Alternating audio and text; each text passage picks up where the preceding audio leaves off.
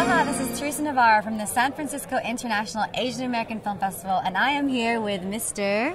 Chris Chin from the Toronto Real Asian International Film Festival. And Mr. Chin, how many years have you been coming to the festival? This is my second year back at the festival. I was here for the first time in 2008.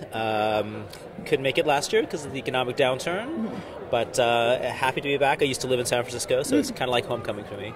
Oh, and in the 2 years, that you've been here, both in 2008 and 2010, have you seen a lot of big differences, or do you kind of notice it's kind of different now? The festival certainly has grown a lot. It's great to see so much international representation.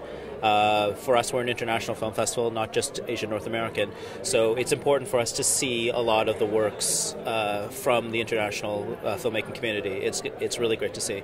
In terms of audiences, certainly there have been a lot more full houses, and the audiences have grown, the theaters have grown. It's despite the economic downturn, I think it's been a huge success so far, and I look forward to seeing more throughout the week. What's interesting is right now we're actually at the Filmmaker Brunch. So this is kind of like a nice little intimate industry gathering. All the film festival programmers that are here in town are here. A lot of the filmmakers, a lot of the industry folk, actors, producers. And so what are these kind of events, how are these kind of events useful to other programmers like you from across the country? Well, they're hugely important. I think a lot of people think that parties are just an excuse to have a few drinks and get a little wild. Yeah. But in this industry, a lot of business gets done at social meetings. And it's really important for filmmakers to understand and learn how to navigate social events, because that's where a lot of business gets done. In Toronto, we make sure that there is a party every day for them to go to, a mixer, networking, for things to happen.